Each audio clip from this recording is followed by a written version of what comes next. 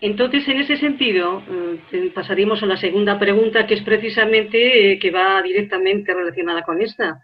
Hemos hecho una valoración, se ha hecho una valoración, pero ahora, ¿qué medidas ha tomado el Gobierno, que sepamos, para proteger a las mujeres en la situación que estamos? ¿Qué medidas? ¿Lo sabemos? ¿No lo sabemos?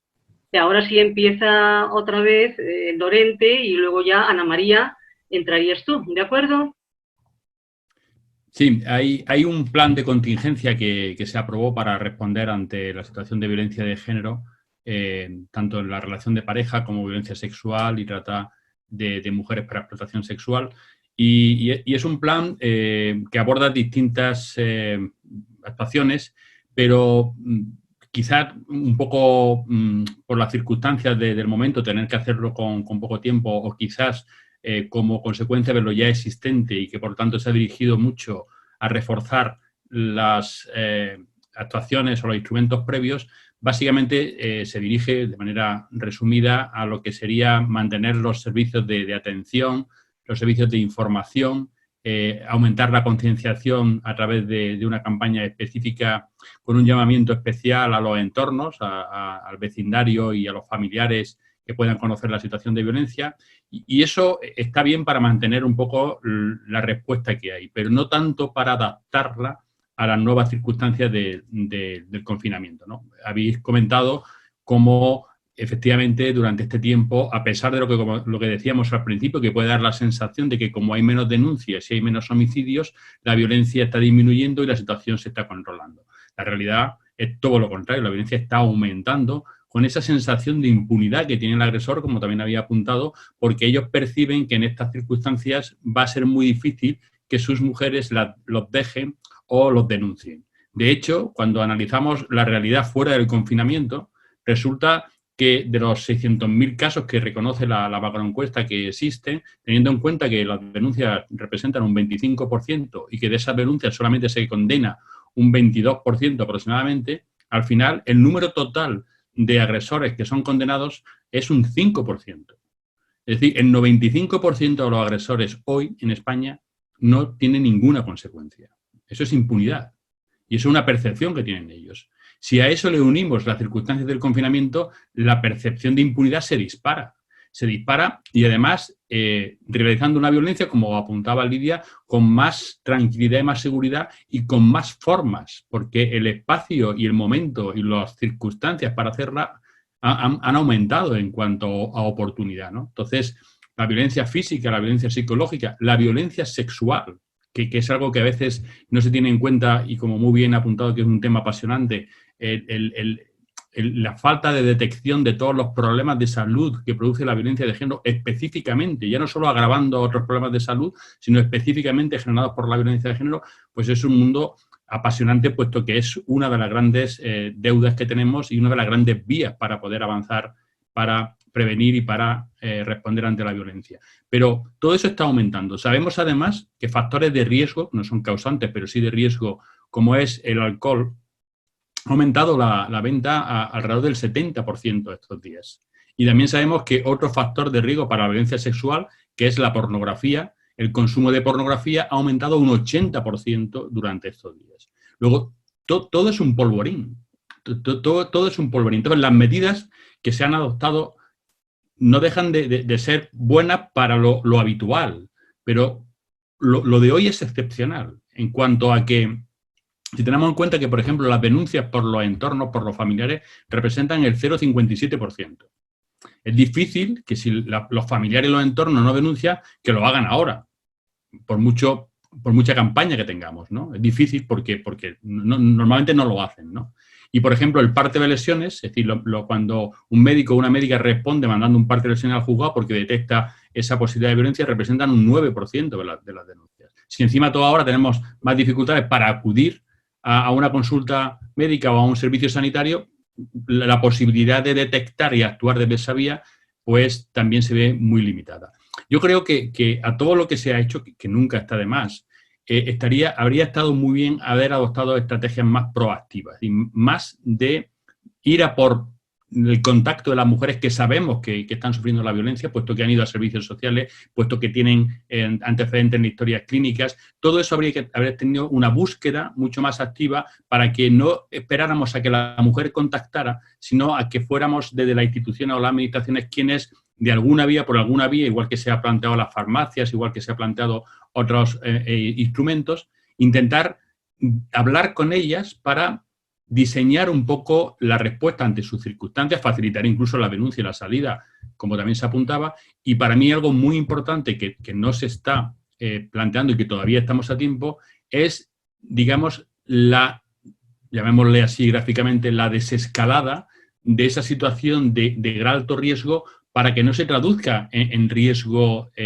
objetivo, ¿no? Es decir, si sabemos que el riesgo va a aumentar cuando el agresor perciba que pierde el control sobre las mujeres y nos lo demuestran otras catástrofes y otras situaciones cercanas al confinamiento, no podemos dejar que la mujer salga corriendo de su casa para que entre en esa situación de riesgo. Tendremos que buscar una estrategia de comunicación para planificar, como muy bien ha dicho Ana María, no hay dos mujeres iguales, pues tendremos que adaptar las respuestas de salida atendiendo a sus circunstancias para que cuando la mujer salga esté protegida. No que intente salir sin ninguna protección para poner distancia a la agresión, a la violencia y se traduzca en mayor riesgo. Entonces, para no extenderme más, yo creo que respecto a las medidas de información, atención, concienciación que se han puesto para mantener los servicios, lo han considerado como servicios indispensables para que se mantenga.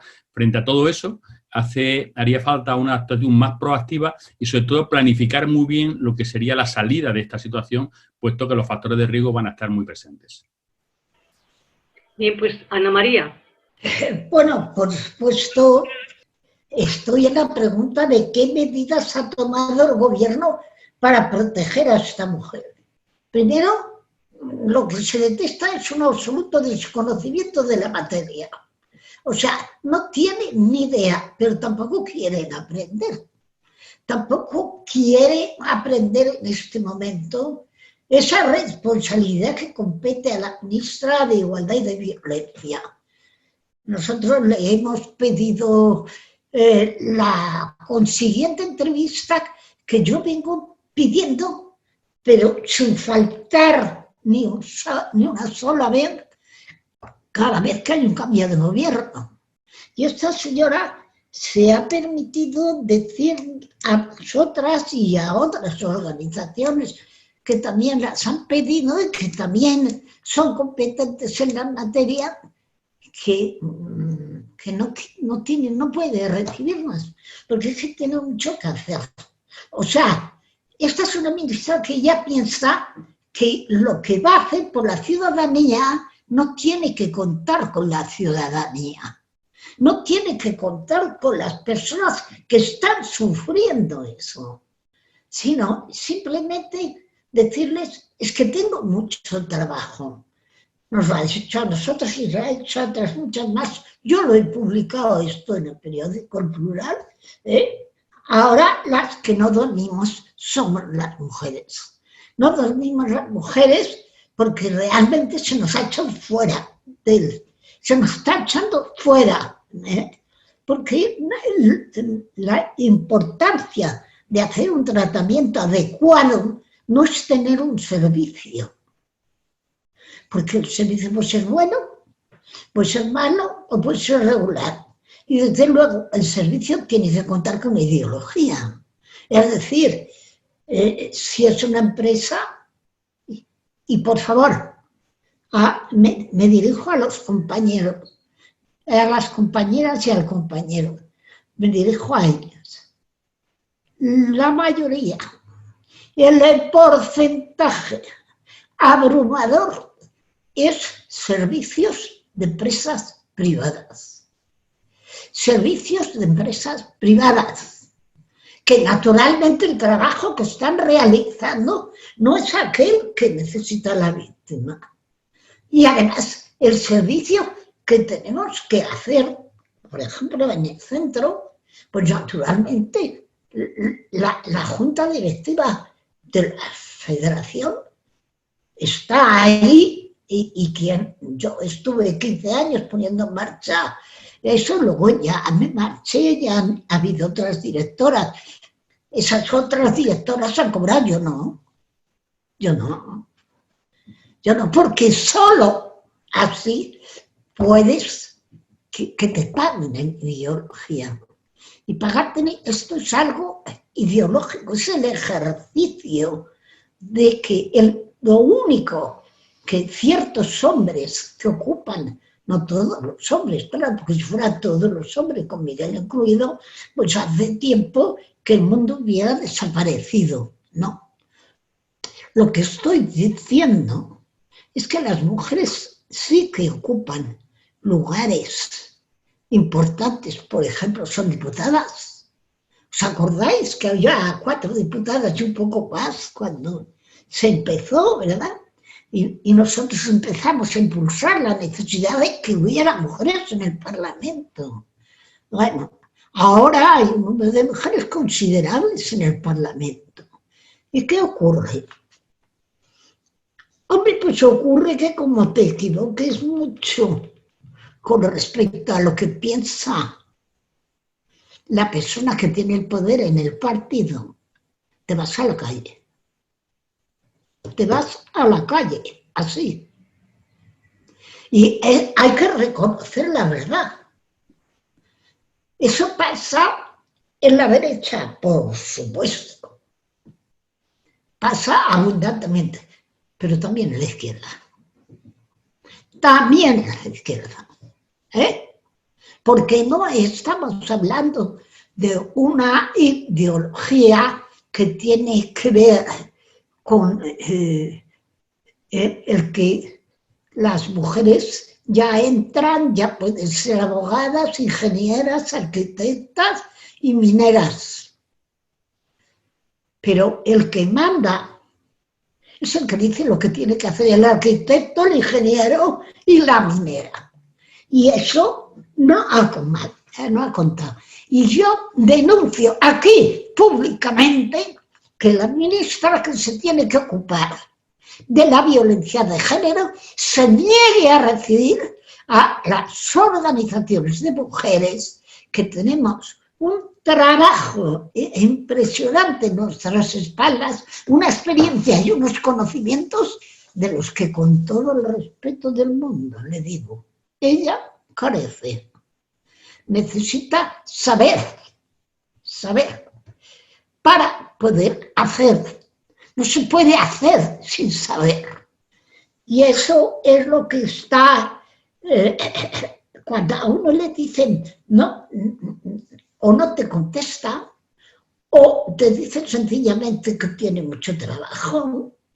Es que claro, si es que llegar a ser ministra así de sopetón, es un poco de trabajo. Yo nunca he querido ser ministra. Y Lidia tampoco. Podíamos haberlo hecho, porque no había mujeres en nuestro tiempo. No había mujeres. Entonces, las mujeres que había en los partidos, y vosotros lo sabéis muy bien, en su inmensa mayoría eran las mujeres de los militantes masculinos. Por lo tanto, ya anuncio que las medidas que va a tomar el gobierno, si lo hace prescindiendo de las organizaciones sociales que tienen el conocimiento, la formación y la posibilidad de hacer que esto cambie, y no lo hace, sencillamente estamos yendo para atrás. Bien, vamos a pasar ahora a Begoña San José, y luego después Lidia. ¿Begoña? Sí. Sí. La pregunta era qué se está haciendo, ¿no? Sí, ¿qué medidas ha tomado el gobierno a las mujeres víctimas para protegerlas de violencia? Bueno, yo creo que tenemos un dispositivo desde la Ley 1/2004, es decir, desde hace 16 años, que no es solamente la parte judicial, que yo creo que ya algo se ha empezado a hablar, ¿no? De las aproximadamente 150.000 denuncias que se presentan, de las cuales solamente unas 20.000 terminan en sentencia condenatoria, o sea, que eso, desde el minuto cero de este estado de alarma, he dicho que los juzgados de violencia contra la mujer permanecían abiertos y que todas las órdenes de protección, las medidas estas de seguridad, digamos, estaban todas en pleno funcionamiento, ¿no? Que yo sepa, el Poder Judicial no ha dado estadísticas tan... Es posible que sí, pero vamos, yo no sé, pero parece que hay datos de que han bajado las denuncias, por una parte, pero en cambio los juicios se han celebrado, yo no sé si todos los que se tenían que haber celebrado. A mí me consta que, por ejemplo, de quebrantamiento de la orden de alejamiento se han seguido haciendo juicios porque ha habido algún problema de ese tipo, ¿no?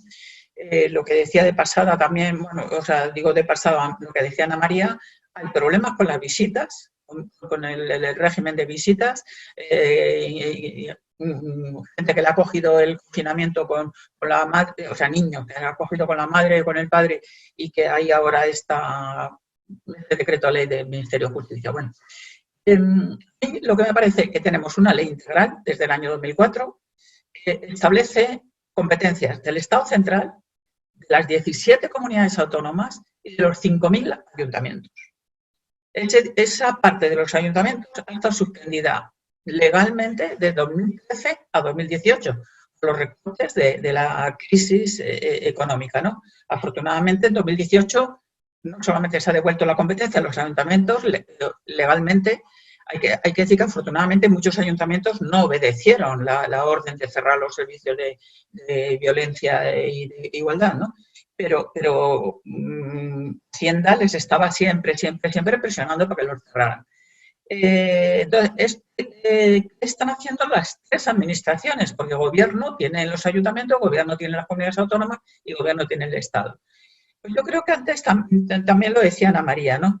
El problema es que todo ese dispositivo, que no es solamente los juzgados de violencia contra la mujer, no es solamente presentar una denuncia, sino que es tener una atención jurídica, psicológica, social de proximidad. De proximidad es como la atención primaria cuando vamos al médico. No puedes tener tu centro de salud a 40 kilómetros, o sea, lo tienes que tener mucho más cerca y tiene que ser la puerta, digamos, de entrada al sistema. En la práctica no ha llegado nunca, 16 años, el artículo 19 de la Ley 1/2004, es decir, esa atención jurídica, psicológica y social de proximidad no ha llegado a ser nunca la puerta de entrada a todo el sistema. Porque primero no ha tenido una buena financiación. En segundo lugar, no ha tenido tampoco una regulación realmente obligatoria, ¿no? Entonces, ¿qué es lo que nos encontramos? Que ahora, el 1 de abril, cuando han declarado ya específicamente, porque al principio dijeron que los servicios de violencia contra la mujer de género, que eran servicios esenciales, pero cuando el 1 de abril publicaron el decreto ley, que por cierto, el Partido Popular y Vox han votado en contra de la convalidación, esto también es un dato, ¿eh? Es decir, esta epidemia, esta pandemia, nos coge, me refiero al coronavirus, nos coge en un momento de cuestionamiento por parte, en primer lugar, solo de Vox, pero ahora ya vemos que también el Partido Popular, de la importancia y del carácter esencial de los servicios estos de atención a la violencia de género. Entonces, a mí lo que me parece que está pasando, ha publicado la Delegación de Gobierno para la Violencia de Género, ha publicado la actualización de qué servicios están abiertos actualmente. Bueno, si habéis visto esa lista, mucha gente llama a mantener abiertos los servicios solamente a tener un teléfono de contacto.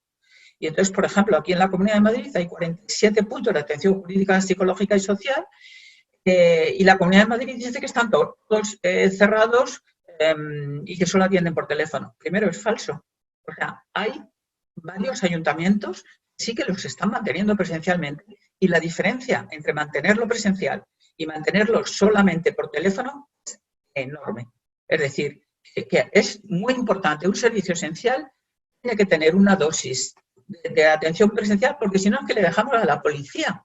Y la policía está venga a decir que sí, que recibe, que tal y cual, pero después, o sea, una vez que la policía hace un aviso de que hay un problema, tiene que haber un dispositivo social. No solamente el dispositivo digamos, de judicial o policial, ¿no? Entonces, a mí me parece que ahí sí que hay un tema muy importante, un servicio esencial, como se dice ahora por ley, ya, los servicios de violencia de género son un servicio esencial, tiene que tener una estabilidad y tiene que tener un personal público, o sea, no puede ser por contratas, es que es muy difícil, incluso teniendo personal público, también he de decir que conocemos casos en los que se ha dicho a la psicóloga, a la trabajadora social, a esto, tienen que ir presencialmente y la gente tiene mucho miedo, ¿eh? Hay mucha gente que tiene mucho miedo a contagiarse atendiendo al público y tal, y entonces eso también hay que abordarlo, ¿no? Pero bueno, eso ha funcionado a medias y luego lo que se dice que ha funcionado plenamente son los centros como el de Ana María, vamos, el de Ana María, el de la Asociación de Ana María, la Federación, que son o sea, de alojamiento para mujeres que están en situación de violencia, ¿no?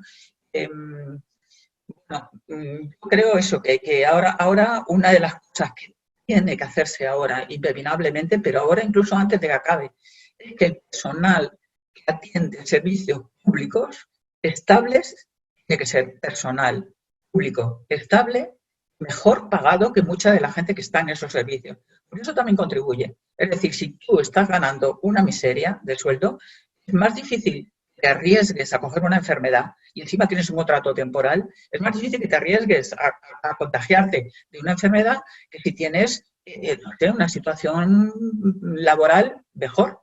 Entonces, a mí me parece que, bueno, yo creo que sí que es positivo que se haya declarado como servicios esenciales, eso lo llevábamos pidiendo muchísimo tiempo, y si hubieran declarado antes servicios esenciales, los recortes que ha habido desde el año 2010 no se habrían dado con con la misma intensidad que de un 30% más o menos que se han dado hasta el año 2018, pero ahora hay que dar otro paso más, que es convertir esa estructura que es de miles de personas trabajando, esa estructura tiene que ser pública y tiene que ser mucho más estable para que pueda ser más accesible para las usuarias. Sí, Lidia. Bueno, después de lo que habéis contado, yo realmente estoy más desanimada que cuando empecé este diálogo, ¿verdad?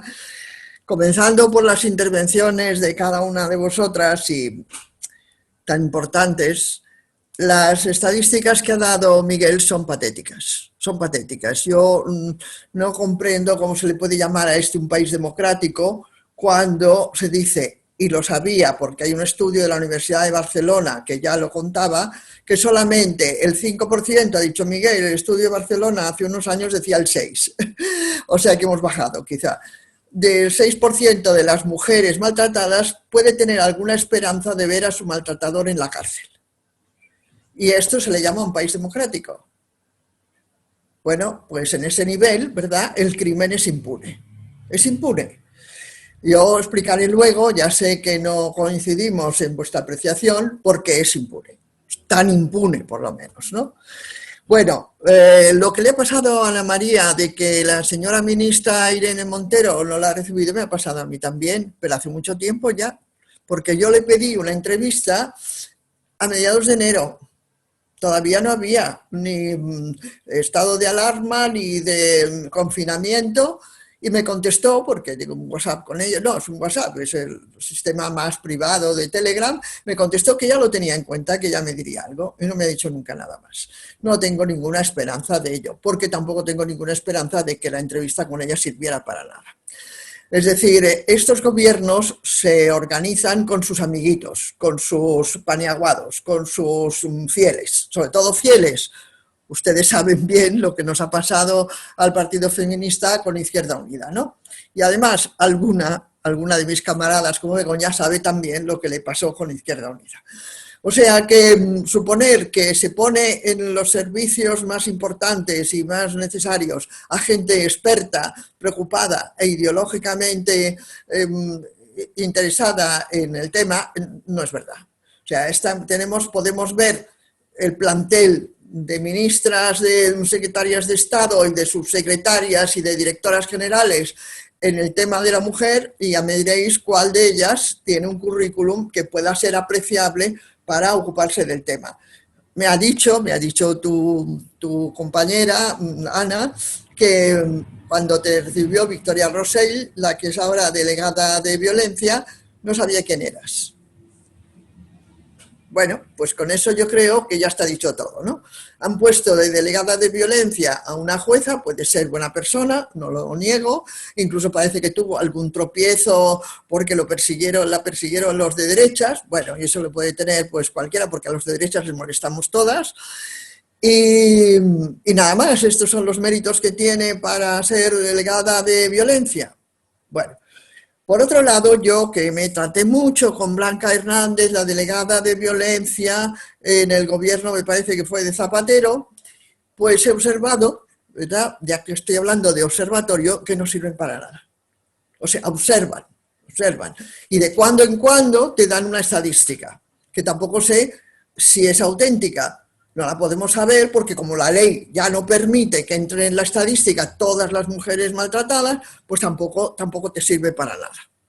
Yo lo que me parece más irritante, y lo digo porque estoy muy irritada, es ver a la señora ministra en un vídeo que se ha filmado, muy sonriente además para hablar de este tema, diciendo que hay cada vez más llamadas al 016 y que eso es un buen síntoma, porque es señal de que las mujeres llaman más. Y si este es el diagnóstico, pues ¿cuál va a ser el tratamiento? ¿Qué es lo que yo pregunto? Yo he preguntado por escrito, por comunicados y en artículos y por teléfono y por WhatsApp y por tal, ¿qué hacen después de que las llamen? Es decir, ese sistema que era de siempre, yo he llamado varias veces al 016 y estaba siempre comunicando. No, lo he hecho continuamente y seguramente vosotras tenéis más experiencia y lo habréis utilizado más y tal. Yo lo hice 3 o 4 veces, una desde la televisión, porque dije que ese teléfono comunicaba siempre o no contestaba. Y desde la televisión tampoco nos contestaron. Y se lo dije a Blanca Hernández y me dijo, sí, es verdad, lo estamos arreglando. Pero muy bien, ¿verdad? Vamos a suponer que ese teléfono contesta. Y no sé, contestará una operadora, ¿no? Que, a ver, ¿quién va a estar detrás? ¿Están asistentes sociales detrás del teléfono? ¿Están expertas en violencia? Bueno, sea quien conteste, ¿qué pregunta? ¿Y qué te pasa, no? Y entonces la otra, pues no sé cómo se lo contará, porque de lo que tengo mucha experiencia es de cómo cuentan su drama a las mujeres maltratadas, y será de una manera torpe, estará llorando, no se atreverá a que la oiga no sé quién, y cuando termine de contar, ¿qué hace la del 016? Yo es que esto no lo sé, vosotros a lo mejor lo sabéis, yo no lo he sabido nunca. Lo que sé es que vienen luego, cuando pueden pagar, porque mi despacho es privado, vienen a mi despacho. Pero mientras tanto, ¿qué les ha pasado? O sea, vamos a suponer, llama a 016, el 016 valorará la urgencia del caso. ¿Lo valora quién? ¿La voz que está al teléfono? Y una vez que lo valora, ¿qué hace? Llama a la policía. ¿Y la policía qué hace? Todos son preguntas, pero yo no tengo ninguna respuesta. ¿La policía qué hace? ¿Va al domicilio de la maltratada? Muchas veces no quieren dar el domicilio porque tienen más miedo que nada. Pero va al domicilio ¿y qué hace? Llama a la puerta y se encuentra con el maltratador. ¿Y qué hace con él? Porque la policía no tiene competencia para llevárselo en aquel momento detenido, puesto que la ley no lo contempla. Y entonces luego, cuando haya ido al piso y haya llamado y haya visto el panorama, no sé si habrá visto nada, y se vaya, ¿cómo se queda la mujer con el maltratador? ¿No? Son preguntas que me gustaría que alguna experta del ministerio me contestara. Y si se inicia entonces el interminable proceso, que conozco muy bien, de violencia, esa mujer sigue viviendo con el maltratador, ¿no? Ah, bueno, pero si hay un caso grave que se teme, y la valoración tampoco sé quién la hace, no sé si Miguel sabe qué forenses son los que valoran eso, si valoran que tiene realmente un peligro, se la llevan a ella. Se la llevan a ella a una casa de acogida, ¿no? O bien, como me pasó en uno de los casos, en Barcelona, como no había espacio en la casa de acogida, las metieron a la mujer y a 2 niños pequeños en una pensión del barrio chino de Barcelona, donde no había ni ducha. Y la niña pequeña tenía 6 meses. Bueno, pero son casos reales, yo cuento reales. Bueno, yo acudir y siempre referirse a la ley de violencia me parece un ejercicio absolutamente estéril. Estéril. Lo hablamos en la próxima pregunta, en las próximas medidas de lo que creéis que se puede hacer. Yo voy a poner el ejemplo, que para mí es tan terrible que no he podido olvidarlo nunca, que sucedió el 15 de agosto del año 15. Y lo digo con esta precisión porque teníamos la reunión, y Teresa se acordará, de la Comisión Política del Partido Feminista. Y aquel día 15, ¿verdad?, que es la Asunción y no sé qué, y la Virgen y no sé cuántos, pues pongo la radio a las 8 de la mañana y comentan, explican, que la noche antes a las 12 una mujer en Pollensa, un pueblo de Mallorca, había ido a la Guardia Civil y le había dicho que tenía mucho miedo, porque su marido la maltrataba siempre, ahora la había amenazado de muerte. Y entonces el Guardia Civil le dijo que se buscara un abogado y que al día siguiente presentara una demanda de divorcio. Bueno, al día siguiente, que se buscara un abogado para una demanda de divorcio. Y a las 6 de la mañana la asesinaba. Pero a este Guardia Civil no le ha pasado nada, ¿eh? Ni al guardia, ni al responsable, ni al capitán que estuviera al mando del asunto, no le ha pasado nada, porque la ley no lo contempla. Entonces yo ahora que pregunto, ¿qué han hecho el gobierno? ¿Qué ha hecho en esto? Yo no sé que haya hecho nada. Como he dicho al principio, no he visto que salieran en ninguna de las comparecencias estas sedantes con que nos obsequian, los sermones que nos endilga el señor Sánchez y el señor Simón, para que nos tranquilicemos. No he visto que por lo menos dijeran, oh, estamos muy preocupados por este tema, por este sector social, hemos tomado medidas. Pues posiblemente, porque Begoña es una experta y una especialista en esto, los ayuntamientos sí tengan alguna preocupación más, pero como también has dicho muy bien, con personal mal pagado, poco preparado, me imagino, y de poca experiencia y con pocos, y sobre todo sin ningún medio.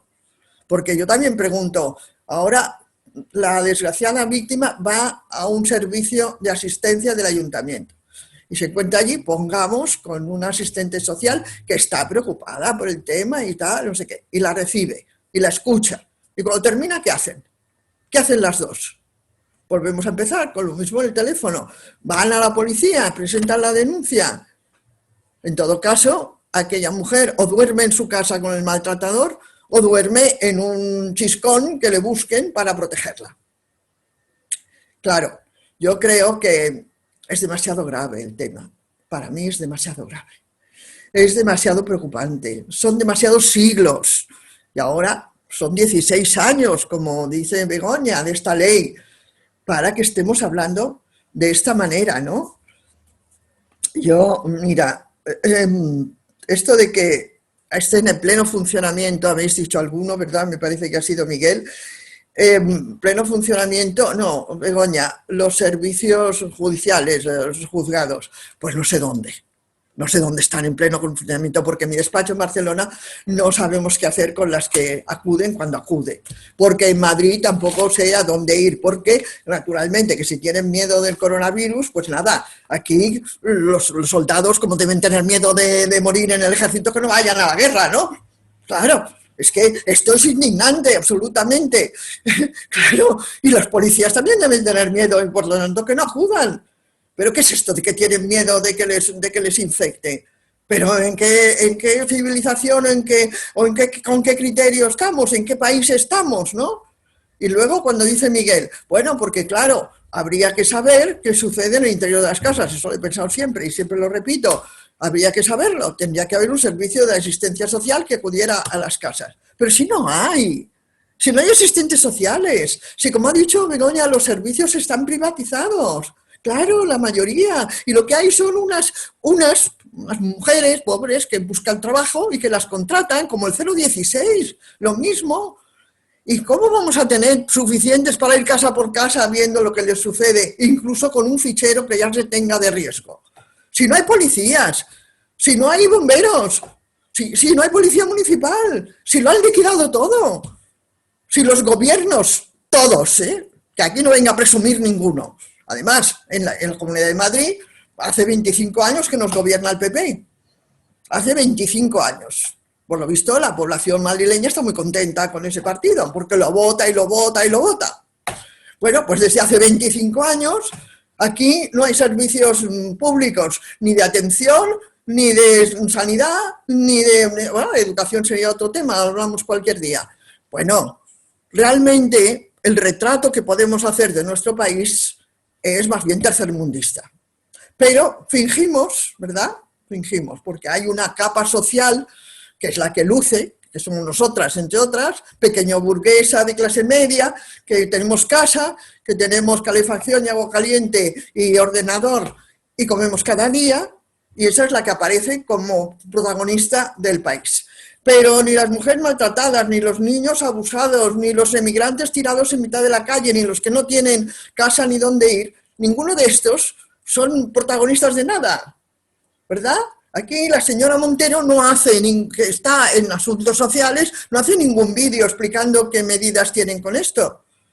Entonces, claro, yo realmente no puedo más que suspender la acción del gobierno que ha llevado hasta ahora. Y además no tengo ninguna esperanza de que cambien, porque ni van a cambiar a los personajes. Aquí no ha dimitido nadie. Con 25.000 muertos no ha dimitido nadie. Con 200.000 infectados no ha dimitido nadie. Y con los muertos aparecidos en las residencias de ancianos, los 17 que aparecieron cadáveres en una habitación, no ha dimitido nadie. Entonces esto va a continuar igual. Yo la esperanza que tengo es que la pandemia se rebaje porque el bicho se va cansando, ¿no? Y ya ha matado a suficientes gentes, como pasa con todas las pandemias. Yo sufrí la gripe asiática el año 57. Y por tanto, pues bueno, la sufrí, nadie me hizo caso, naturalmente, menudo año, y era muy joven, y salí adelante y ya está. Y así saldrán adelante los que tengan un buen sistema inmunológico y los otros pues se morirán. Y cuando llegue el verano, sobre todo, el bicho este no le gusta el calor, pues bueno, pues está. Y ya veremos qué sucede en noviembre, que está muy lejos, ¿no? Esto es muy triste, muy patético, muy indignante al mismo tiempo, y merecería que profesionales de todas las disciplinas, ¿verdad? Médicos, abogados, jueces, policías, y no solamente las organizaciones feministas, no solamente las esforzadas, heroicas, valientes y solitarias luchadoras por las mujeres, se preocuparan del tema, hicieran una acción bueno, un poco visible, ¿no? Porque la moción de censura la tendríamos que presentar nosotras.